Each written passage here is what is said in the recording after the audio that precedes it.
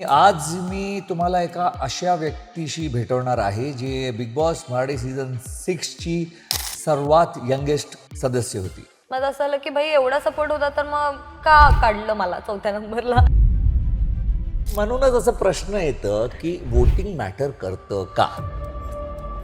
आणि वोटिंग असून तुम्ही नाही जिंकत तेव्हा असं वाटतं की कुछ तो गडबड है गडबड आहे दया. आणि म्हणूनच ना खूप साऱ्या अशा गोष्टी आहेत जे ऑडियन्स पर्यंत पोहोचलेच नाही आहेत. आम्ही तोंडावर बोलून वर घेऊन दुश्मनाला ठोकायचो. अनुश्री मानेने टोळी का सोडली? आणि मी आता टोळी सोडते. तू कधी इंटरव्ह्यू का नाही केलीस? पण कुठेतरी या सगळ्यात बाबा आठवतात. पण आयुष्यात कधीही काही लागलं तुला तर विशाल कोटेन एक फोन दूर आहे आणि मी सगळं करतो. नमस्कार मित्रांनो, मी आहे आपला विशाल आणि आज मी तुम्हाला एका अशा व्यक्तीशी भेटवणार आहे जे बिग बॉस मराठी सीझन 6 ची सर्वात यंगेस्ट सदस्य होती. होय, ती प्रभूपेक्षाही लहान होती, फक्त 21 वर्षाची. आणि हिंदीमध्ये ते बोलतात ना, छोटे तीर घाव गंभीर. तिने असा छाप सोडलाय या सीझनवर की तिला कोणच विसरू शकणार नाही. येतीये माझी बाळू अनुश्री माने. हॅलो. खूप मजा येते यार बाहेर येऊन. आणि तुझ्या घरी आलो आणि पूर्ण टोळी तुझ्या घरी आली. आणि जसं मी नेहमी बोलायचो की टोळी आमची एक भावना आहे. हे 5 वेगवेगळ्या सदस्य जे आहेत ते एकत्र आले आणि एक अशी मुठ्ठीसारखी बनली. आणि तुला वाटलेलं का तुझ्या एका फोनवर आम्ही सगळे येऊ? हा, म्हणजे मला माहित होतं तू येशील हे तर मला माहितच होतं. मला असं काही त्यामध्ये हे नव्हतं की विशाल येईल का वगैरे, असं काही प्रश्नच नव्हता. मला माहित होतं तू येणार, रुचिता येणार, राधा येणार. रोशन दादाचं मला थोडा डाऊट होता कारण तो अमरावती तो खूप लांब राहतो ना, तर त्याच्यामुळे फक्त तेवढंच होतं की त्याला जमेल नाही जमेल, पण तो पण आला. सो आणि मी मी तर खुश मी तर होते. तुला प्रॉमिस केलेलं की तू जसं बोललेली की मी तुला एक फोन तरी करीन. आणि तिने एक फोन नाही केला. ती नेहमी बोलत असते माझ्याशी. आणि तिच्या एका फोनवर मी तर आलोच आणि मी तर येणारच होतो. पण बाकी सगळे पण आले. हो, हो, दॅट हो, इज हो. दी रिस्पेक्ट और that is the love that she is got. हे प्रेम तिने मिळवलंय बिग बॉसच्या घरी. येस. मला एक सांग, जेव्हा आपण बाहेर आलो, तू आणि मी सगळ्यात लास्ट आलो. आणि मला असं पण आठवतंय जेव्हा तू बाहेर गेलीस ना, म्हणजे नंबर 4 वर तू बाहेर गेलीस. हां, हां. आणि खूप लोकांनी मला विचारलं की विशाल तू असं का रिॲक्ट केलंस? 2 रिझन होते. त्यातनं एकदम सरळ सरळ सांगतो. एक, मला असं वाटलं होतं की तू आणि मी फिनालेमध्ये असणार. हं, हं. नाही, आपण दोघे उभे राहू हां. आणि रितेश भाऊ एक हातामध्ये तुझा हात आहे, दुसऱ्या हातामध्ये माझा हात असणार, पण ते झालं नाही. एक रिझन तो होता. हं. दुसरा रिझन मला माहित होतं की अनुश्री गेली, नेक्स्ट नंबर माझा आहे. तो मला माहितच पण होतं. आपण आतमध्ये डिस्कस पण केलं होतं. केलं होतं. मी माझ्या एलिमिनेशनच्या वेळी जेव्हा झालं नव्हतं तेव्हा आपण बोलत होतो, तेव्हा मी तुला बोलले होते की मला असं वाटतंय की तू जाशील हो, आता. हो, हो. आपलं तुला पण ती फिलिंग फिलिंग येत होती. होती की आता तुझं एलिमिनेशन होईल. पण जेव्हा तू गेलीस मला नक्कीच माहित होतं की यार आता मी जाणार. बाहेर आल्यानंतर एवढं जेव्हा अनुश्री विशाल प्रत्येक म्हणजे सगळ्यांच्या हं, हं. पोस्टच्या खाली कमेंट अनुश्री विशाल, रिअल विनर, हे विनर, ते हं, विनर. हं. कसं वाटतं तुला की तिथपर्यंत पोहोचून? आणि हे माझी पण फिलिंग आहे, म्हणजे आपण दोघे एकच बोटमध्ये आहोत. हो, हो. बरोबर. तर कसं वाटतं तिथपर्यंत पोहोचून आणि सगळे बाहेर तुम्हीच विनर आहात, तुम्हीच विनर आहात, तुम्हीच विनर आहात तुला आणि ते झालं नाही. हं, हं. What is the feeling? एकदम जेन्युइनली सांगू तर आतमध्ये काहीच अंदाज येत नाही आपल्याला. अजिबात, काहीच माहीत अजिबात. नव्हतं. तर मी जेव्हा एविक्ट झाले तेव्हा माझं असं झालं, की ओके ठीक आहे. माझा गेम तितका चांगला नसेल किंवा लोकांना ते आवडलं नसेल किंवा तेवढे वोट्स आले नसतील. लोकांचं तेवढं प्रेम कारण मिळालं आपल्याला नसेल. काहीच माहित कारण नसतं. काहीच माहीत नव्हतं आणि मी 4थ्या नंबरला एलिमेंटचं मग बाहेर आल्यानंतर जेव्हा मी बघितलं, तेव्हा मला ना म्हणजे कळतच नव्हतं रे, की माझं असं झालं, की खरं 1 मिनिटं म्हणजे हे खरं आहे असं मला एवढा सपोर्ट होता. मग मी कसं काय 4थ्या नंबरला एलिमिनेट झाले भाई? मला म्हणजे असं झालं, की एवढे जर लोकं म्हणजे मला कंटिन्यू एका दुसऱ्या म्हणजे कंटिन्यू सगळ्या पोस्ट पण माझ्या सपोर्टमध्येच मला माझ्या फीडवरती दिसत होत्या. लोकांच्या एवढ्या कॉमेंट्स, एवढे डीएम्स आणि सगळीकडे म्हणजे माझे जे फ्रेंड्स होते त्यांनी पण मला सांगितलं ना, की बाहेरून किती सपोर्ट होता ते.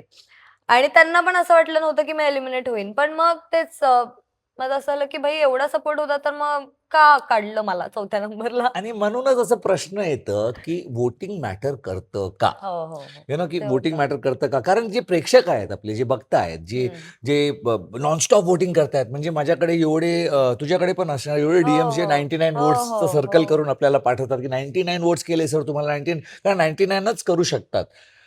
आणि मग असं वाटतं, की जर एवढ्या लोकांनी व्होट केलं, एवढं प्रेम भेटलंय, हं. तर व्होट काउंट करताना जो माणूस होता, कारण जे मशीन होतं, तिचं गणित चुकलं मशीनचं की काय? की कळत नाही. हां. आणि मी हे नाही म्हणत आहे, की बिग बॉस म्हणजे हे व्होटिंग नाही काउंट करत किंवा हं, काय, ते आम्हाला माहीतच नाही ना. हं. एक एक प्रश्न येतो मनात आणि मी ते तुमच्यासमोर टाकतोय, की जर म्हणजे आता सूर्य असला की दिवस आहे. हो. चंद्र असला की रात्र आहे. याच्यात काही हे कॉमन सेन्स आहे. हं. तसंच वोटिंग असलं की तुम्ही जिंकणार. हं. आणि वोटिंग असून तुम्ही नाही जिंकत, तेव्हा असं वाटतं की कुछ तो गडबड है गडबड आहे दया. दया. तर असं होतं. मला एकदम अनुश्रीबद्दल हे मला खूप कौतुक वाटतं आणि मी अनुश्रीला नेहमी बोलायचो, की तू खूप माझ्यासारखी आहेस. हं. पण ती फक्त 21 वर्षाची. 21 वर्षाची तू एवढं डोकं लावतेस. तू जेव्हा माझ्या वयात पोहोचशील तर तू म्हणजे काय? काय हं. करशील काय?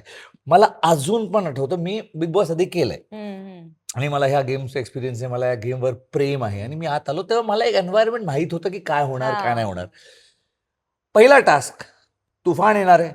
बझर वाजवा आणि तुफानला थांबवा. हं.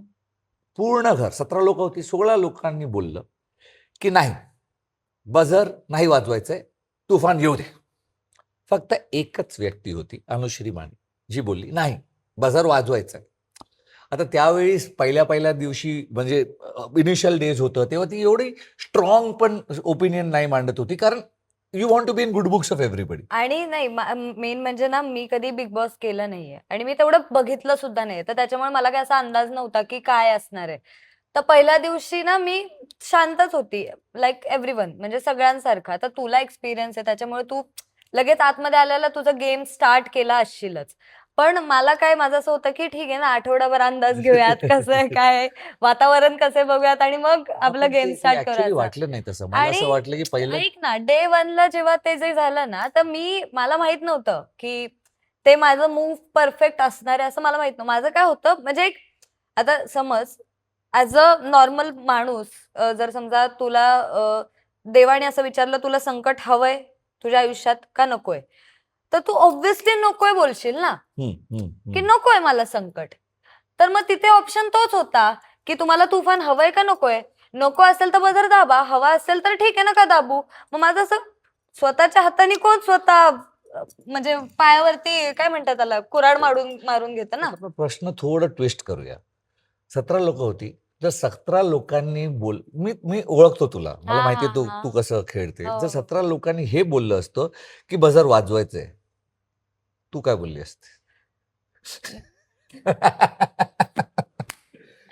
मी बोलले असते, की "अरे आत्ता तर गेम स्टार्ट झालाय. अजून काय आत्ताच लगेच काय घाबरताय? येऊ द्या ना तुफान, बघूयात काय होतंय." दॅट इज अनुश्री माने आणि ती जे याच्या अगोदर अजून बोलली होती ना, की देवाने जर बोललं, की एक संकट येतंय. हो, अरे ते नाही, आहेच. पण पण अबे अनुश्री नाही, माने नाही, नाही. आता जे मी तुला उत्तर दिलं ना, हे राइट नव्हतं मला कुणी नाही, नाही. टास्क बरोबर आहे. दिला ना, तर मी अरे, ते करेन. मी बोलतो की तेव्हा that is how you are हां, अँड आय हां. Appreciate the fact. कारण काय आहे ना, की दॅट पण इज तेव्हा कॉल्ड ते गोइंग जेन्युइन होतं. तेव्हा ते मनातून होतं. त्यात राइड काही गेम नव्हता. Swimming against the tide. म्हणजे हां, हां. लहर के साथ तो हर कोई चलता है. अनुश्री माने लहर के ऑपोजिट चलते आणि मला माहित होतं. हे काय आम्ही डिस्कस नाही केलंय, हां, कारण हे हां. प्लॅन नाही. पण ते मला माहित होतं तिचं कळून उत्तर जातं. काय असणार आणि असं खूप सारे गोष्टी आहेत घराच्या आत, जे आम्हाला एकमेकांना फक्त बघून कळायचं. हो, हो. म्हणजे नजरेवरती सगळं चालायचं. मी म्हणजे टोळी बनवली. अनुश्री टोळीमध्ये होती. खरं सांगतोय, मी हे कॅमेरा म्हणजे एपिसोडमध्ये पण हं. सांगितलंय, की रोशन दादा टोळीची शक्ती, अ, रुचिता टोळीची हार्ट. हार्ट, राधा टोळीची काय होतंय? राधा लवकर राधा लवकर गेली. तोपर्यंत टोळी इतकी स्ट्राँग सॉन्ग झाली. नव्हती. ओके. अनुश्री टोळीचं डोकं आणि मी टोळीची आत्मा. पण डोकं जे आहे ना, ते अनुश्रीपेक्षा बेटर स्ट्रॅटेजी कोणच नाही करत. आणि त्यामुळे खूप आम्हाला हां, एकमेकांचं हां. हेल्प झालं आणि खूप सारे असे गेम होते, खूप सारे असे म्हणजे आमचं असं व्हायचं, की समजा सगळे लाईनमध्ये थांबलेत, बिग बॉस काहीतरी अनाउन्स करतायत, तर आमचं नजरेवरतीच समजून जायचं, की आज हा कॅप्टन बनणार आहे फिक्स. नजरेतच, की आता आपल्याला काय खेळायचंय, असं आम्हाला लगेच कळून जायचं. आणि त्याच्यापेक्षा अजून एक स्टेप अहेड जायचो आणि आम्हाला एकमेकांचा गेम कळायचा, की अनुश्री काय विचार करते आणि विशाल हां, काय विचार. हां. Maybe that is why we had that strong bond, की आम्ही एकमेकांना आधी कम्पीट करायचो, मग समजायचो आणि हं, मग एकत्र खेळलो. हं. एक टास्कमध्ये मला पूर्ण बिग बॉसच्या जर्नीमध्ये एक टास्क होता, जेव्हा मला तू वीक वाटलीस आणि मला असं वाटलं, की ही माझी अनुश्री नाही आणि मी तुला खूप ओरडलो. बरं. हे डिफरन्स आहे, की होय, होय, आईचं हो. आईचं पत्र पत्र आलं आलं. होतं. मी तिथून ओरडतोय, की अनुश्री बजरदाब, अनुश्री बजरदाब. संस्कृती खूप स्मार्टली 1 वीक झालं तिला घरात येऊन. काय पत्र मिस करते ती? आणि ती बजर पकडून अशी बसलेली आणि तू तिथे रडत बसली आणि मी ओरडतो आणि नंतर तू आली आणि तू मलाच मारायला सुरू केलंस. अरे काय सीन झालेलं? सीन काय झाला ना, बिग बॉसने जसं अनाउन्स केलं ना, की अनुश्रीसाठी नाही, प्रिय किड्यासाठी आलेलं आहे अनुश्रीच्या आईचं पत्र, असं जेव्हा बोलले ना, तर एकतर ना किड्या ऐकायला मी तरसत होते रे, कारण माझी आईच बोलते, मला बाकी कोण बोलत नाही. तर मग मी ते तरसत होते तो शब्द ऐकण्यासाठी असं. कारण किती आपल्याला 50-60 दिवस झाले होते ना, 60-70 दिवस मे बी झाले होते हो, त्या हो, टास्क हो, हो, पर्यंत. हो. तर मग माझं तेच होतं आणि जसं बिग बॉसने ते अनाउन्स केलं, आई शपथ मी आता पण मला ते होतं फील, की असं झालेलं मला, की नाही मला पाहिजे, हे पाहिजे. पण ते इमोशन्स ना ओव्हरकम म्हणजे बोलतो ना हे झालं इमोशन्सनी जास्त हावी झाले इमोशन्स. तेव्हा डोकं बंद पडलं माझं. हो, हो. आणि that was the only task जेव्हा मला वाटतं, की तू थोडीशी म्हणजे अनुश्री नव्हती, इमोशन्स टूक ओव्हर. हां, हां, हां. नाहीतर सॉरी हां. टूक ओव्हर. नेहमी इंग्लिश नेहमी डोकं टेक्स ओव्हर. यावेळेस अनुश्रीचं इमोशन इमोशन टेक्स ओव्हर. टूक ओव्हर. अच्छा टूक ओव्हर. अच्छा, ओके. आईचंच तुझं बोलणं चाललंय, तर आपण आईबद्दल बोलूया, की तुझे आणि तुझ्या आईचे व्हिडिओज मला खूपच आवडतात. हं. जे तू रील्स बनवते ते ते झापडवाला आहे ना ते. ते मला टायमिंग. टायमिंग आवडलं. पण जेव्हा लोकं ट्रोल करतात तुझ्या आईला हं. किंवा काय काय बोलतात तुझ्या आईबद्दल आणि हं. आय लव्ह युअर मॉम म्हणून मला पण हर्ट होतं. हं.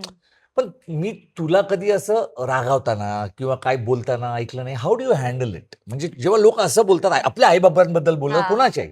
बरोबर. तर असं म्हणजे मी तर मारणारच. अरे हां, म्हणजे मला अशा काहीच कमेंट्स आल्या होत्या. आता तर खूप चांगलं पॉझिटिव्ह झालंय सगळं. पण आधी जेव्हा मी आईसोबत व्हिडिओ बनवायचे ना, तर आईचे माझ्या डोळ्याचा प्रॉब्लेम आहे. त्याच्यावरून कमेंट्स यायच्या. तर माझं असं व्हायचं, मी एक व्हिडिओ पण टाकला होता तेव्हा स्टोरीला, की माझ्याबद्दल बोला. मी पब्लिक फिगर आहे, मी आर्टिस्ट आहे आणि मी काम जगाला दाखवते, तर जग प्रत्येकाचं मत असतं. राइट. तर तुम्ही मत मांडा तुमचं माझ्याबद्दल जे काही असेल ते. पण माझी आई काय कुठली इन्फ्लुएन्सर नाहीये ना आर्टिस्ट आहे. ती काही लोकांसाठी काम नाही करत आहे. ॲब्सोल्युटली. तिला माझ्या व्हिडिओमध्ये मला एक असं कॅरेक्टर हवंय त्याच्यासाठी ती माझ्यासोबत काम करते आणि मेन म्हणजे ती 50 वर्षाची आहे. तरी पण तिचं असं असतं, की मला व्हिडिओ बनवायचा आहे, आपण करूयात. सोनू हे हे हे बनवायचं का आपण? असं सो माझं असं होतं, की ती एनर्जी बघा तुम्ही, की ह्या वयात सुद्धा तिला ते करायचंय. काही ना काहीतरी करायचंय तिला.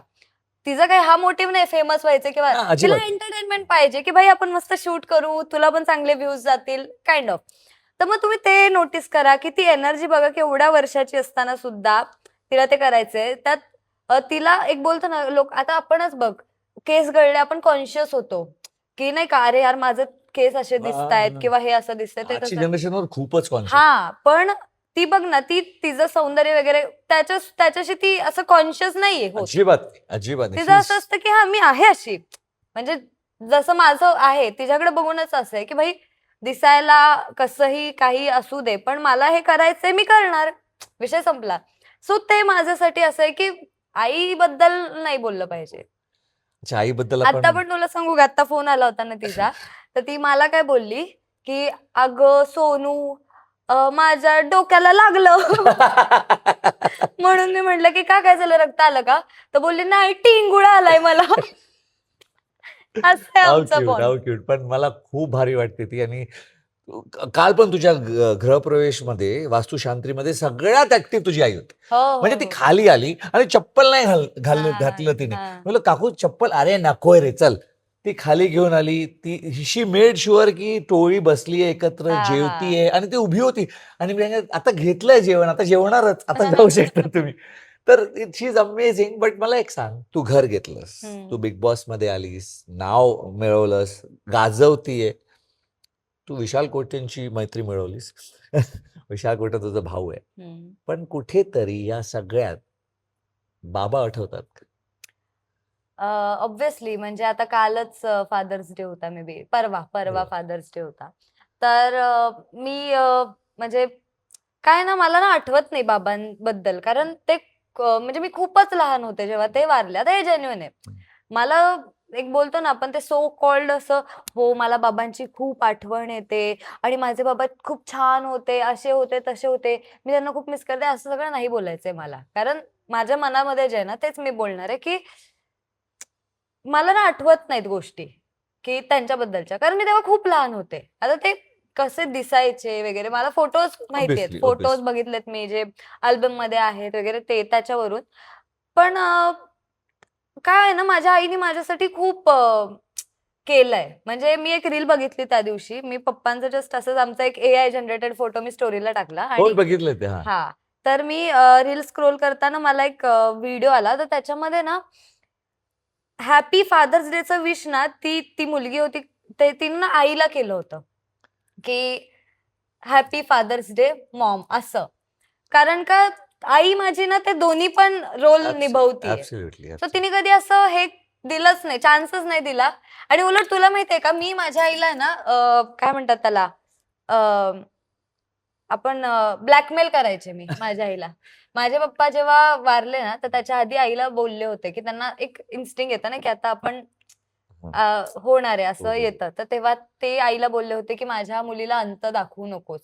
मतलब आईला कधी ना म्हणजे आईला बोलले होते, की माझ्या पोरीला कधी एंड असं नाही वाटलं पाहिजे, की धिस इज द एंड असं. अंत दाखवू नकोस. तर ती गोष्ट आहे ना, ती आईने मला सांगितली, की तुझ्या बापाने असंच सांगितलं होतं, त्याच्यासाठी तुझ्यासाठी मी एवढं सगळं करतीये, तू म्हणशील ते देतीये. तर मी तिला ब्लॅकमेल करायची, की ऐक ना, मला हा ड्रेस आवडलाय, तो तो मला घ्यायचा आहे. बघ तुला बाबा सॉरी, इमोशनल ब्लॅकमेल करायचे, की तुला बाबा बोलले होते ना अंत दाखवून, आई तू अंत दाखवतेस आता. नाही मला पाहिजे ड्रेस. मग मग ती, पण तेव्हा ना लहानपणी काही कळायचं नाही रे. असं वाटायचं, की हां, एवढं काय. पण तिने खूप कष्ट केलेत आणि येस, बाबांबद्दल तर आहे फिलिंग. म्हणजे पण असं वाटतंच, की हे मी मिस करते कुठेतरी, जेव्हा आय कॅन फील यू. आता इंडिपेंडेंटली जेव्हा आपण काम करतो ना, ऍब्सोल्युटली. तेव्हा हे खूप फील होतं, की म्हणजे प्रत्येकाकडे ना, आता समज तू आहेस, तुझं उद्या काही काम थांबलं, तरी तुझ्याकडे बॅकअप प्लॅन आहे. कारण तुझे बाबा आहेत तुझ्यासोबत. एक बॅकअप प्लॅन असतो ना, की ऍब्सोल्युटली. भाई आज माझ्या समजा हो. अकाउंट मधले सगळे पैसे संपले. मी माझ्या बाबांकडला मागून घेऊ शकले असते, किंवा काही असू दे.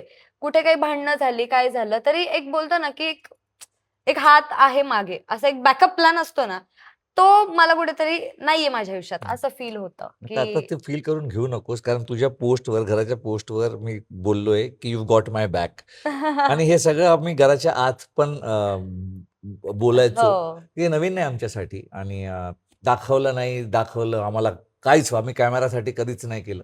एक जेन्युइन 2 लोकं होती, जे कुठून आली आणि एक नातं बनलं. आणि कोण बोलतं बिग बॉसच्या घरात नाती नाही बनत. बघा इथे अनुश्री माने, विशाल कोटेन काहीच मेळ नाहीये.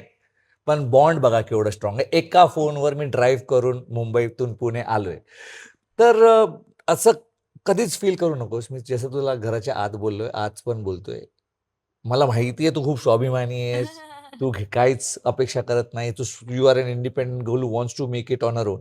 पण आयुष्यात कधीही काहीही लागलं तुला, तर विशाल कोटेन एक फोन दूर आहे आणि मी सगळं करणार. थँक्यू, ठीक आहे. Thank you for this love. तर मला एक सांगायचं होतं, की प्राजक्ता माहिती आहे ना तुला, शुक्रे? अरे माहिती आहे, ती मी हां, होतो. सॉरी. मला असं झालं, की तुला आठवतीये, नाही आठवतीये म्हणून. कारण ती पण खूप लवकर गेली ना. तर तिने मला नॉमिनेट करताना हे रिझन दिलं होतं, मे बी सेकंड का थर्ड वीकमध्ये, हम्म. की ही मुलगी ही जी काही नाती नाही बनवत, पण ह्या घरात नाती असणं खूप इम्पॉर्टंट आहे. आणि असंच काहीतरी रिझन दिलं होतं, की अ, मला अनुश्री खूप रूड वाटते. तिचं इथं कोणच फ्रेंड नाहीये किंवा कोणच जवळचं नातं नाही बनलेलं आहे, असं नाही. त्याच्यावरती मी बोलले होते तिला, की 2 आठवड्यात असं काय एक्स्पेक्ट करताय तुम्ही? म्हणजे 2 आठवड्यात मी एखाद्या माणसाला माझा भाऊ-बहीण नाही बनवू शकत भाई. कारण ज्याला बनवायचं असतं ना, तो बनवू शकतो. पण जे बनतं ना, ते 2 आठवड्यात नाही बनत. आपण सुद्धा आपल्याला ते कनेक्शन कधी फील झालं? शेवटला. राईट. शेवटच्या 4 आठवड्यांमध्ये ते फील झालं कनेक्शन. पण पहिले 10 आठवडे तर आपण पहिले 3-4 आठवड्यात ॲज अ टोळी मेंबर काम करत होतो. म्हणजे खेळत होतो. आणि डोकं लावत होतं. यू आर प्लेइंग हां, your game, I was playing exactly, माईन. एक्झॅक्टली. त्याच्यानंतर मग कुठेतरी मी बाहेर पडले, पण कॉम्पिटिटर म्हणून खेळत होतो.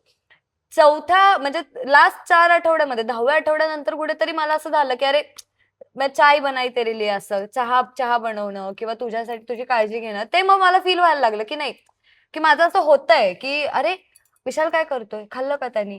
हे मला होतं. मग ते ते रिअलाईज होतं नंतर, हो, की हो. हां, की नाही कुछ तो बॉन्ड बना है असं. काहीतरी बनलंय बॉन्ड ज्याच्यामुळे ते फीलिंग येतंय, काळजी वाटते.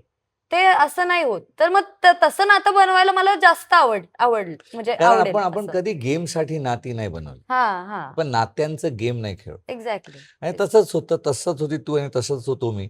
मला अजून एक सांग, की जेव्हा आपण फिनालेच्या जवळ आलो, म्हणजे येत होतो.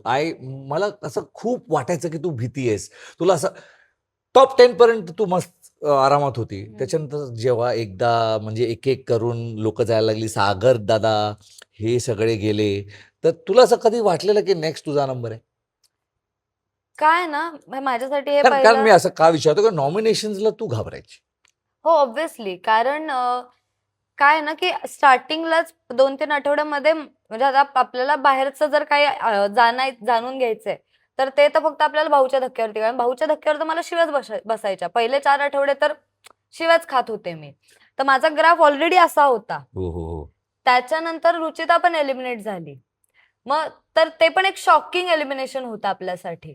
तर मग माझं असं होतं, की कधी नंबर लागू शकतो माझा. तर मी नॉमिनेशन्सला घाबरायचे. कारण आपल्याला बाहेरचा अंदाजच नाही आणि माझ्यासाठी हा गेम नवीन होता. मी पहिल्यांदाच बिग बॉस करतीये आणि तर त्याच्यामुळे माहीत नव्हतं, की काय गोष्टी कशा जातायत, काय जातंय.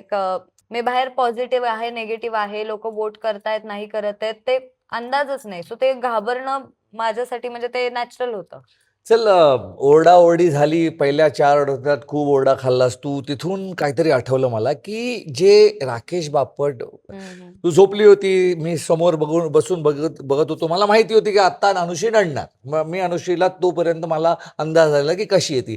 राकेश तुला ओढत होता हं. आणि मग ते तू बोलायला सुरुवात केली, की इथे कोणीही असू दे. हं. माझा सख्खा भाऊ असू दे, कोणीही असू दे. जर मी झोपली आणि कोणी मला खेचतंय आणि मी बोलतोय, की नको हात नको लावू. No means no. एक्झॅक्टली. पण त्याच वीकेंडच्या वारला, भाऊच्या धक्क्याला ते जस्टिफाय केलं गेलं, की तो टच तसा नव्हता. म्हणजे तो तो त्याप्रमाणे त्याने टच नाही केलं, हे ते आणि तू ठामपणे बोलत होतीस, की नाही त्याने टच कसं केलं, मला यात घेणं-देणं नाहीये. माझ्या परवानगीशिवाय मला कोण टच करू शकत नाही. तेव्हा मी भाऊच्या धक्क्यावरती खूप सणसणीत उत्तर दिलं होतं आणि मी खूप कॉन्फिडंट होते. कारण माझं असं आहे, की माझा हात मी ठरवणार ना माझ्या हाताला कोणी धरायचंय, कोणी ओढायचंय, हे मी ठरवणार.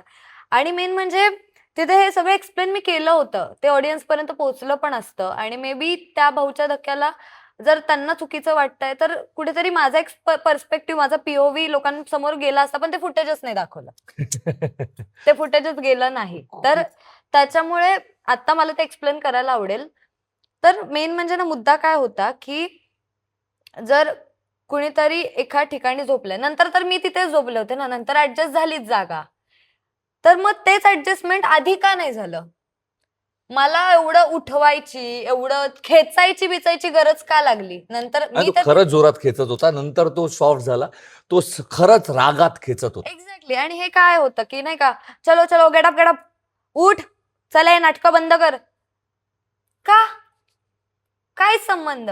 मी काहीच नाटक नाही करत आहे. मी माझ्या बेडवरती झोपले, मी अर्ध्या झोपेत आहे. आणि मी तुला भाऊच्या धक्क्याच्या दिवशीचीच ही गोष्ट आहे बघ, की भाऊचा धक्का संपला आणि मी जेवले पण नाही बघ. मी डायरेक्ट झोपले, कारण मला खूप कसतरी होत होतं. मी डायरेक्ट झोपले. मी 2 तास वगैरे झोपले असेन आधी. त्याच्यानंतर जेव्हा तो उठवायला आला ना मला, तेव्हा तो सीन झाला. आता हे लोकांना माहित नाहीये, की मी आधी 2 तास झोपले होते. तिथे रितेश भाऊ भाऊच्या एक्झॅक्ट धक्क्यावर काय बोलले, की तुम्ही जर बोलत होता तर कसं काय तुम्ही झोपलाय? पण मी आधीपासून झोपलेलेच होते. एक्झॅक्टली नंतर तो ऍब्सोल्युटली उठवायला आला. हो हो तर तो उठवायला आला हो तर मी अर्ध्या झोपेत काउंटर तर करू शकते ना, की मी ऑब्विसली नाही उठत आहे. ऑब्विसली का नाही म्हणजे एक झोपेत माणूस आहे त्याला पण खेचतोय की बोलतोय की ए चल उठ आता नाटकं नको करू. तर तो म्हणजे काय बेशुद्ध बरोबर. नाहीये ना. हां. बेशुद्ध असणं आणि झोपणं ह्यात एक्झॅक्टली. फरक आहे. फरक आहे. आणि म्हणूनच ना खूप साऱ्या अशा गोष्टी आहेत जे ऑडियन्स पर्यंत पोहोचलेच नाहीयेत.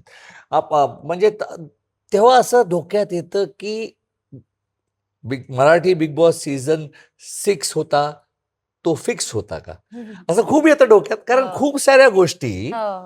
जे आपण केले ते दाखवलंच नाही ऑडियन्सला एक पर्स्पेक्टिव्ह दिलं गेलं. आता मला नाही माहित. आपण तर वी ट्रस्ट द प्रोसेस आणि मेकर्सने आपल्याला एवढं मोठं शो दिलोय. मी नेहमी बोलतोय की जर बिग बॉस मेकर्सने तुला आणि मला नाही दिलं असतं तर विशाल आणि अनुश्री नसते, आपण इथे हो. बसलो नसतो. तो I have always gratitude towards them which मी एक्झॅक्ट. प्रत्येकदा बोलतो. पण माझं ह्याच्यावरती काय मत आहे, की आता काय होतं ना, की आपण एक बोलतो ना, असं समजा छोटंसं घरटं बांधलंय आणि त्याच्यामध्ये अशी 4 दगडं फेकून दिली आहेत. तर तसं ते होतं, की ते घर आहे आणि आपल्याला त्यांना पाठवलंय कंटेस्टंटला. त्याच्यानंतर आपल्या कंट्रोलमध्ये काहीच नाहीये. काहीच सगळं तेच कंट्रोल करतायत. सगळ्या सूत्र तिथनंच हलतायत. मित्रच आहे. तर मग आपण काहीच नाही करू शकत काय आतमध्ये. दाखवायचं काय नाही दाखवायचं त्यांच्या हातात आहे. एक एक्झॅक्टली. स्टोरी बोर्ड बनवायचं त्यांच्या हां, हातात हां. आहे. त्याच्यानंतर पण जेव्हा बाहेर आल्यानंतर आता तर झालंय ना एलिमिनेशन. आता मी बोलून असं कायच उपटणार आहे. कळतंय ना तुला? आणि माझं काय म्हणणं म्हणजे माझं एक पर्स्पेक्टिव्ह काय आहे ह्या गोष्टीकडे बघायचा, की फिक्स आहे, नाहीये, बायस्ड आहे, नाही नाहीये. माहित. ह्याच्याकडे बघण्याचा माझा एक पर्स्पेक्टिव्ह आहे, की मी काय मिळवलंय ह्या शो मधून? ऍब्सोल्युटली माझा मोटिव्ह काय होतं ते मी मिळवलंय का? माझं जे मोटिव्ह होतं ह्या शो कडे, की मी काही जे ठरवलं होतं, की मला ह्या शो मध्ये जाऊन मला हे हवंय. त्यासाठीच मी काहीतरी करण्यासाठीच केलं ना शो. ऍब्सोल्युटली तर ते मला मिळालंय का? मला मिळालंय, माझं काम झालंय, दॅट्स इट. मग it. मी का आणि हे करत आणि बसू सेम फिलिंग त्याच्यावरती? आहे सेम फिलिंग आहे बिकॉज आपण दोघे एकच बोटमध्ये होतो. म्हणून मग जेव्हा मी स्टेजवर गेलो तेव्हा मी बोललो की ठीक आहे यार नाही जिंकलो ठीक आहे पण एवढं प्रेम जे भेटतंय सेम आणि मी सेम. ते महाराष्ट्राला हात जोडून नमन केलं तिथे की एवढं प्रेम भेटतंय आणि तेच खूप आहे आपल्यासाठी. हां. पण कधी कधीचं हर्ट जरूर होतं की जे आपण केलं काही बोललो ते एका वेगळ्या दिशेने दाखवलं बघ गेलं. ऑनेस्टली मला म्हणजे खरं तर नाही का, जर एक ट्रॉफीकडे बघायचं जर एक बोलू शकतो ना, की मला ट्रॉफी हवी होती. तर मला ना फक्त त्या प्राइज मनीसाठी हवी होती. ओके. बाकी मग म्हणजे ट्रॉफी पाहिजे का माहितीये का? तेवढ्यासाठीच, की भाई एवढे दिवस राहिलं तो कुछ तो एक्स्ट्रा बोनस अमाउंट मिलना चाहिए असं. बाकी काही नाही. मग 4थ्या नंबरला जरी मी एलिमिनेट झाले ना, तरी पण लोकांचं एक पर्स्पेक्टिव्ह बघण्याचा माझ्याकडे चेंज झालाय, की जसं आधी एक बोलतो ना इन्फ्लुएन्सर असं म्हणतात आणि की काय ह्यांच्याकडे टॅलेंट नाही, काय नाही. भाई मी बिग बॉस गाजवलं, लोकांना दाखवलं Absolutely. की माझ्याकडे टॅलेंट आहे, नाहीये, डोकं आहे, नाहीये. ते जे काही असेल सगळं कळलंय. मी चांगले टास्क खेळले, मी चांगली राहिले, जशी आहे तशी राहिले. लोकांना ते आवडलं, मला प्रेम मिळालं. मला बिग बॉस कडून जे हवं होतं ते मला मिळालं.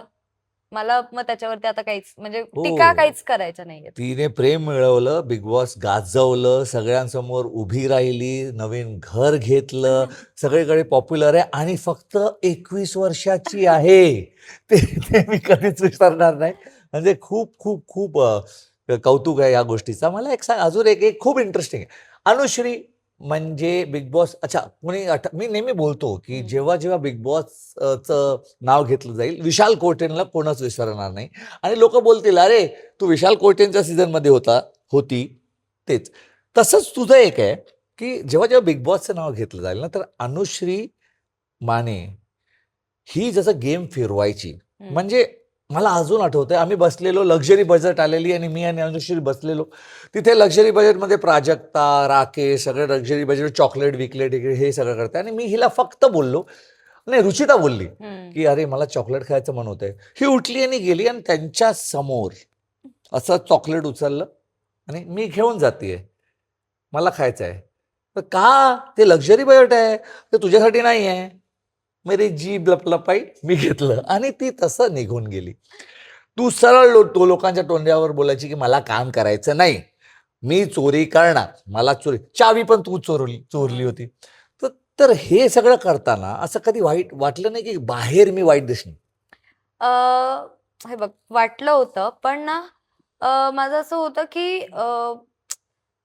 आता शो जर आपण करतोय, तर आपण पण शोला काहीतरी दिलं पाहिजे. एक तर तुला माहितीये की ॲज अ कॉन्टेस्टंट जेव्हा पहिला एक म्हणजे दुसऱ्या आठवड्यापर्यंत दुपारी आपण सगळे चिडीचूप शांत असायचो जेवण घेण्यात. राईट. कुणी काहीच करत सकाळी नव्हतं. उठल्यावर डिस्कशन असायचं की नाश्ता काय करणार, हां. मग जेवण काय करणार, मग दुपारी सगळे गपचूप हो. आणि मग संध्याकाळी रात्रीचं जेवण काय करणार, बस. तेच. तर मग मला बिग बॉसने सिलेक्ट केलंय आणि मला जर पुढपर्यंत टिकायचंय, तर मी त्या शोसाठी काहीतरी एफर्ट्स टाकलेच पाहिजेत ना. म्हणजे ठीक आहे, मी टास्क खेळते, हे करते, सगळं मान्य आहे. पण अजून काहीतरी पाहिजे आणि स्टार्टिंगलाच जर हाईप नाही भेटली शोला, तर मग आणि आपण तरी कसं मग फेमस होणार? आपण तरी कसे ओळखले जाणार जर शोच नाही चालला तर?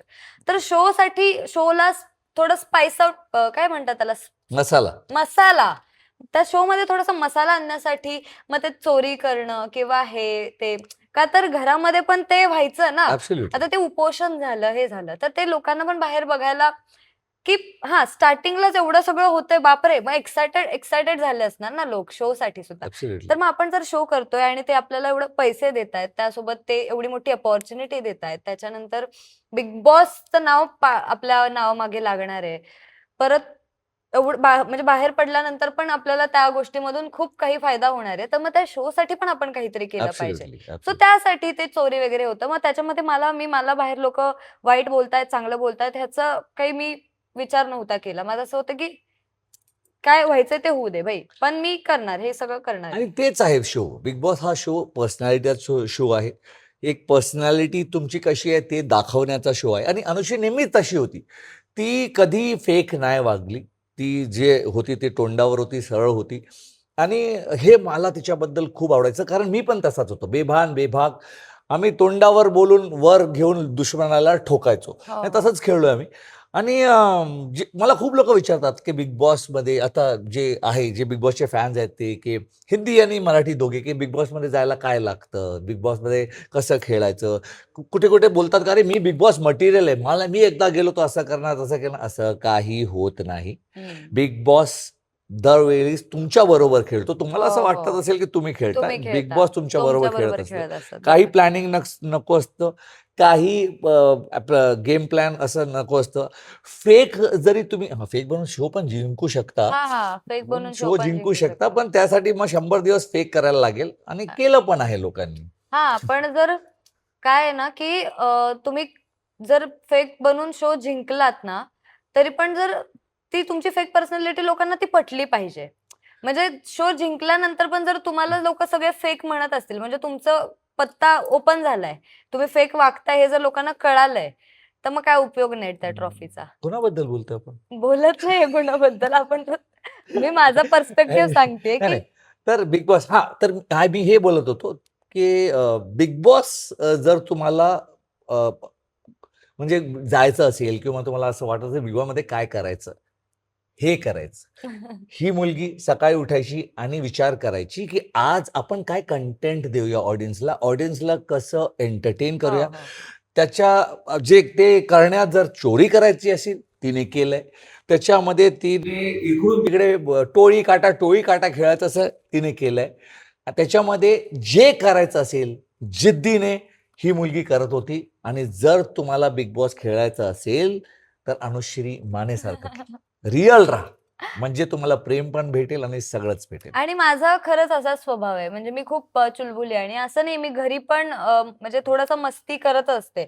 कधी काय लपव, कधी काय उगाचच म्हणजे हे चालूच असतं माझं. तर मग मी म्हटलं मी अशी आहे तर मी हे करू शकते. बिग बॉसमध्ये मग अनुश्री मानेची छाप कशी पडणार ना? ऍब्सोल्युटली तू कारण छाप सोडलीस. तेच, कारण मी जर अशी वागले असते ना, की नाही मी मी अशी आहे, मी अशी नाहीये. हे चुकीचं आहे, हे बरोबर आहे, हे हां. चुकीचं आहे, हे किंवा बरोबर आहे. कोणाबद्दल बोलतो?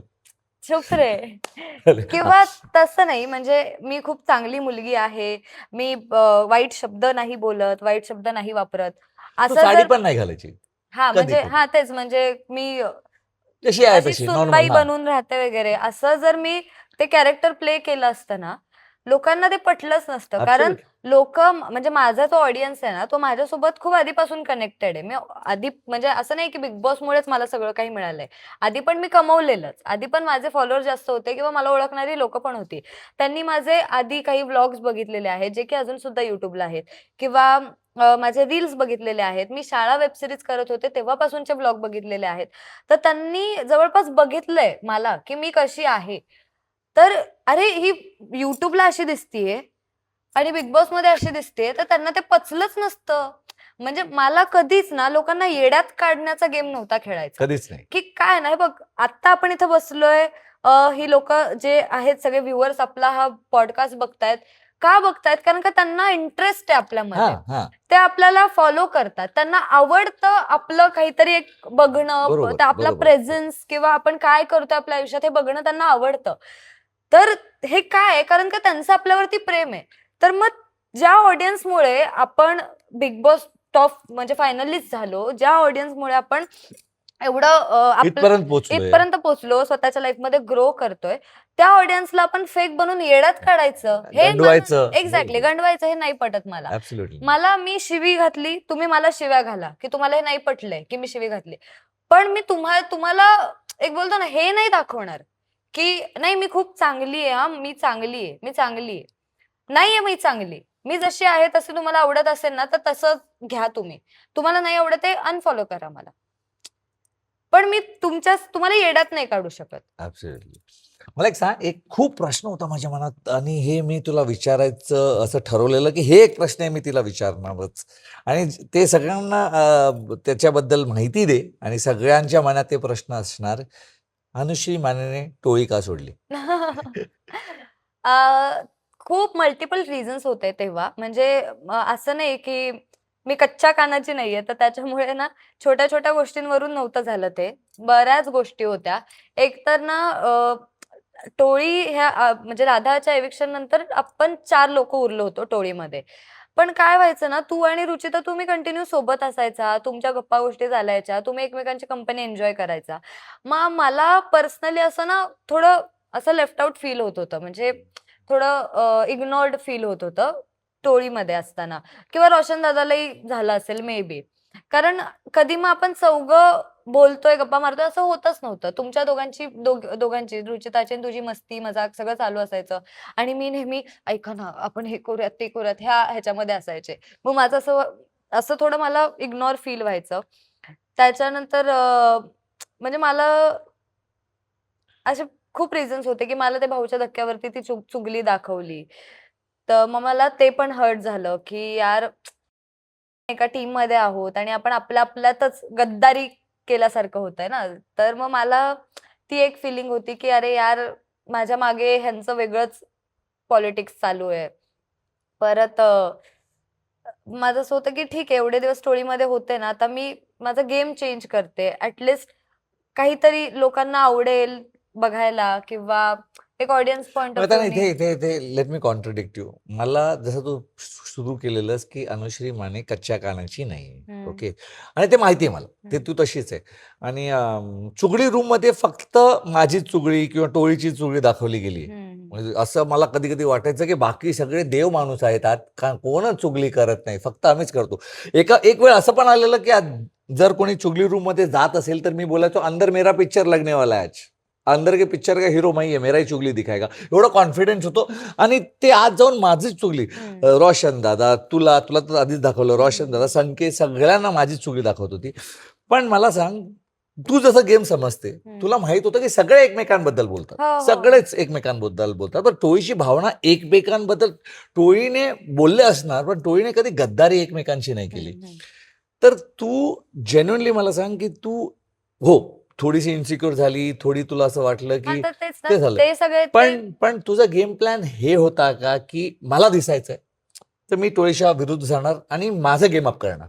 आता तुला काय सांगते सीन काय होता की हे तर रिझन्स होतेच आणि त्याच्यानंतर ना मला काय व्हायचं ना की अपोजिट ग्रुप मधले ना आम्हालाच रुचिताली मलाच टार्गेट करायचे बघ ते कंटिन्यू आम्हालाच नॉमिनेट करायचे तर मग माझा गेम मध्ये मी एक विचार केला की ठीक आहे मला इकडून असं फिलिंग येत आहे ना तर मग मी साईडलाच जाते ना मग मी अपोजिट टीम सोबत सुद्धा गठबंधन करते आणि मग मी कुठेतरी सेफ राहीन डॉमिनेशन मध्ये हे लोक पण नाही वोट करणार, ते लोक पण. एक्झॅक्टली ते तर तुझा मी गेम प्लॅन होता. हा माझा गेम पण होता तर असे खूप सारे रिझन्स होते त्या गोष्टीसाठी असं नव्हतं की अपोजिट जायचं मग माझं जर गेम वाईज विचार करायला गेलं ना की टोळीच्या अपोजिट जाऊन जर मला हे करायचं होतं काय म्हणतात शाईन आउट करायचं. शाईन आउट करायचं होतं तर तसं नव्हतं कारण का जर मला तसं शाईन आउट करायचं तर मग 4 लोकांना अगेन्स्ट मला शाईन आउट करायची म्हणजे तो माझा हेच नाहीये असं मग मी अख्ख्या घराच्या समोर उभी राहीन एकटी जर करायचंच आहे तर आणि असं आहे तर मग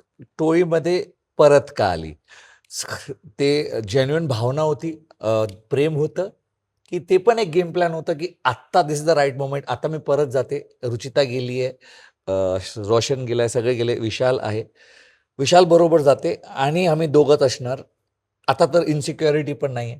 तर I will go with Vishal and stand against everybody else. तर आम्ही असं स्ट्रॉंग दिसणार की मी परत आलीये. हे होतं की खरं प्रेम होतं की नाही हा उभा आहे आणि जे पण झालं we feel for each other आणि खरं सांग जे आहे.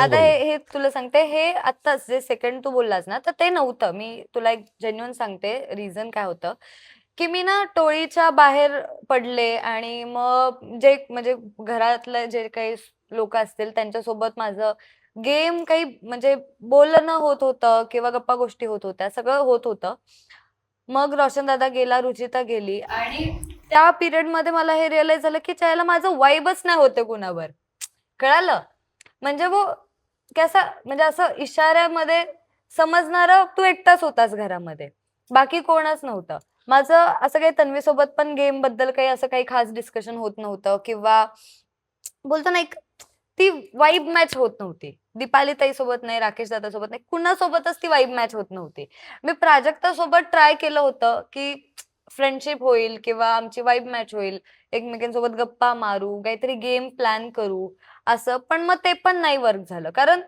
ती बोलतो ना ते कनेक्शन बनवणं नाही होत मला ते इथून आलं पाहिजे इथून आलं तरच मग ते माझ्यासाठी व्हॅलिड असतं असं इथून नाही आलं ना तर मग मी विषय सोडून देते मग मी ते खूप ट्राय केलं 2 आठवडे मी खूप ट्राय केलं होतंय नाहीच झालं ते मग माझं असं झालं की नाही यार इस घर में रहना है आणि ह्या घरात जर जगायचं आहे ना तर मला कोणतरी माझ्या वाईफचा माणूस पाहिजे आणि तो फक्त तूच होतास म्हणून मग माझं असं झालं की नाही मग म्हणून मी परत तुझ्यासोबत बोलायला लागले आणि मग आपण एकत्र खेळायला लागलो आणि माझं असं होतं की सुबह का बुला अगर शाम को घर लौटे तो उसे भुला नहीं, अनुश्री कहते.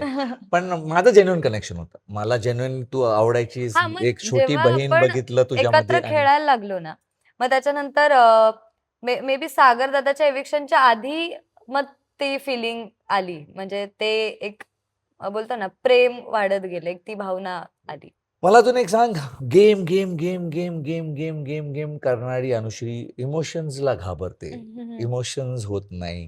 ती इमोशन्स आपल्याला लपवून ठेवते आणि काय झालं असं आयुष्यात की इमोशन्सवर ट्रस्ट नाही आणि इमोशन्स दाखवण्यासाठी तू घाबरतेस?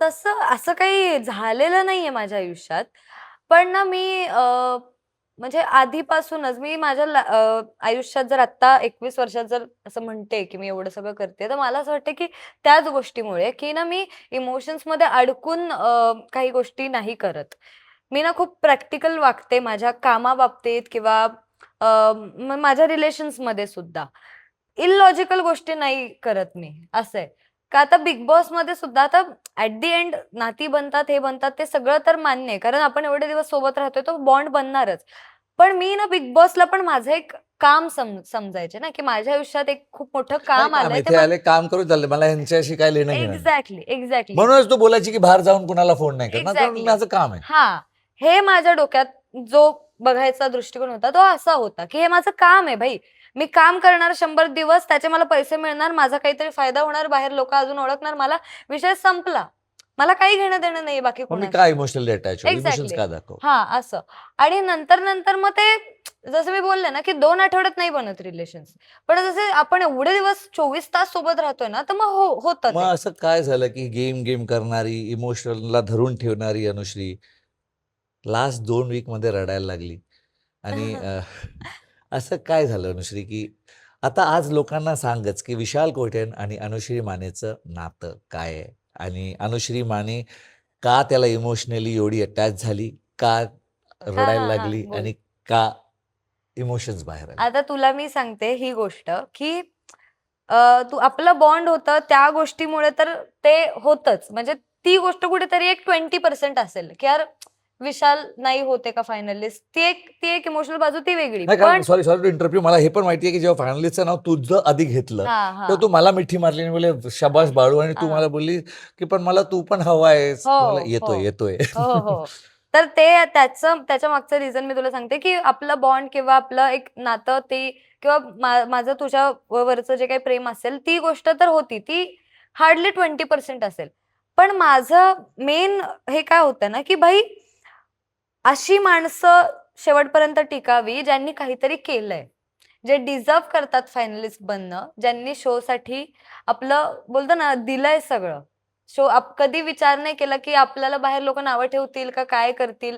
जसे आहे तसे राहिले. शोसाठी गोष्टी केल्या सगळ्या आणि जिंकण्यासाठी किंवा पुढे जाण्यासाठी जो खेळलाय ना जिद्दीने, डोकं वापरून, डिझर्व्हिंग म्हणतो ना आपण, तर मला तसं होतं, की तू ते डिझर्व्ह करतोस आणि तू फायनलिस्ट असावाच. कारण तू ते डिझर्व्ह करतो. As a player, as a sportsman spirit सुद्धा.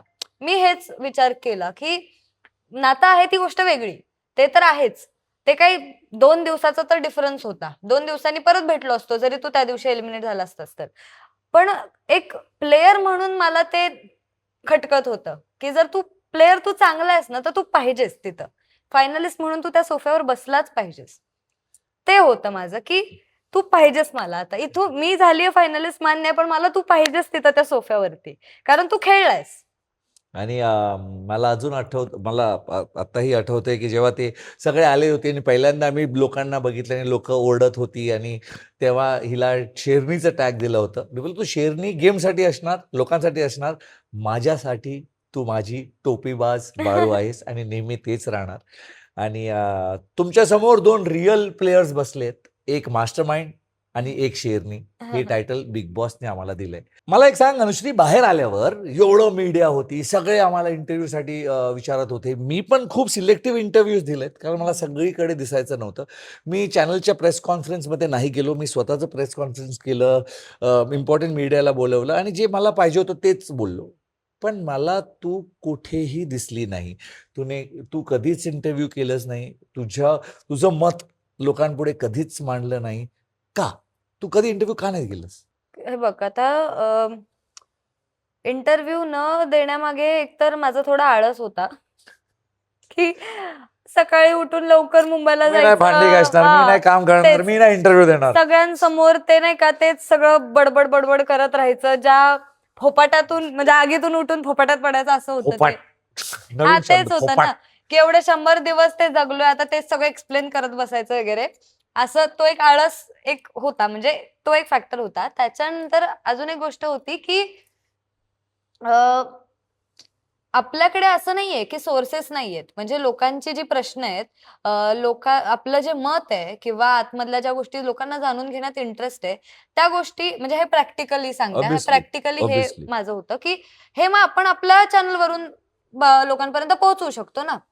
मी माझ्या Instagramवरून पोहोचवू शकते, मी माझ्या YouTubeवरून पोहोचवू शकते. त्याच्यासाठी मला कुठल्यातरी न्यूज न्यूज चॅनलची किंवा न्यूज रिपोर्टरची भेट घेणं आणि त्यांच्याकडून ते प्रश्न वगैरे हे करणं मला काही एवढं वाटलं नव्हतं. मला म्हणजे कमर्शियली विचार केला तर माझं असं होतं, की अपना फेस व्हॅल्यू है ना, तो अपन ही यूज करेंगे, बाकी लोग काय को यूज करेंगे. आणि ही 21 असं होतं. वर्षाची आहे. विचारधारा बघा, 21 वर्षाची आहे. म्हणजे काय आहे ना, आपल्याकडे सोर्सेस काही कमी आहेत का? लोकं तुम्ही परत प्रश्न विचारा, आम्ही बसलोय तो उत्तर द्यायला. हम ही बनाएंगे, हम ही हम बेचेंगे, बेचेंगे, हम ही हम ही कमाएंगे. कमाएंगे. असा.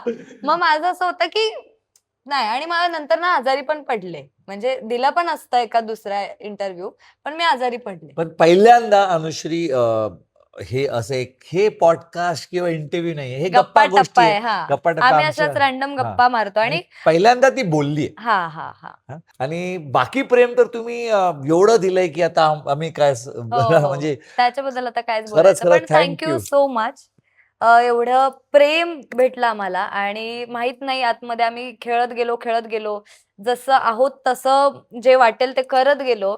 पण बाहेर आल्यानंतर जेव्हा कळालं, की अरे लोकांना ते आवडलंय, लोकांनी ते एक्सेप्ट केलंय आणि लोकं आमच्याशी कनेक्ट झाली आहेत. कारण फेक पर्सनॅलिटीज असतात ना, तर त्यांच्यासोबत लोकं कनेक्ट नाही होऊ शकत. एक्झॅक्टली. आम्ही जे केलंय डंके की चोट पर केलं. एक्झॅक्टली. म्हणजे नॉर्मल साधा माणूस जर बिग बॉसमध्ये पाठवला, तर तो जसा वागेल ना, आम्ही तसंच वागलो, तसंच राहिलो, तसंच खेळलो आणि त्यासाठी तुम्ही सगळेजण आमच्यासोबत कनेक्ट झालात. सो त्याच्यामुळे जे आम्हाला प्रेम मिळतंय ना, त्यासाठी खूप खूप धन्यवाद. आणि ज्या लोकांनी आम्हाला व्होट केलं जिंकवण्यासाठी किंवा बऱ्याच लोकांना हर्ट झालं जेव्हा आपण एलिमिनेट झालो. तर हेच ते प्रेम आहे जे आम्ही कमवलंय आमच्या आणि गेममधून. त्यांना thank you so much. Yes. ज्यांनी आम्हाला एवढं वोट केलं. आणि शेवटी हेच बोलीन की आम्ही गेममध्ये नातं बनवलं. नात्यांचं गेम कधीच नाही खेळलो. आणि ही एक रिअल बॉन्ड आहे विशाल आणि अनुश्री, आणि आम्ही असंच राहणार. येस. तर मित्रांनो, आज तुमच्या समोर आली माझी टोपीबाज बाळू, माझ्या सर्वात स्ट्रॉंग सदस्य बिग बॉस मराठी 6ची डोक्याने खेळणारी मुलगी, इंडिपेंडेंट आणि स्वावलंबी आणि फक्त 21 वर्षाची. मी तिच्या मागे नेहमी उभं राहणार आहे आणि होपफुली तुम्हाला खूप मजा आली असेल. अजून असं इंटरेस्टिंग चॅट्स, इंटरेस्टिंग लोक, interesting module on fashion, fitness, सगळं काही मी तुमच्यासाठी आपल्या मध्ये घेऊन येणार आहे. मला खूप सारे मेसेज येतात की सर तुम्ही बनवा बनवा बनवा, पण कामामुळे एवढं मी डेली लाईफचं नाही बनवू शकत. पण I swear I make an effort की तुमच्यासाठी मी खास असेच गप्पा गोष्टी किंवा सगळं काही घेऊन येणार आहे. कारण मी आहे आपला विशाल, मास्टरमाइंड विशाल.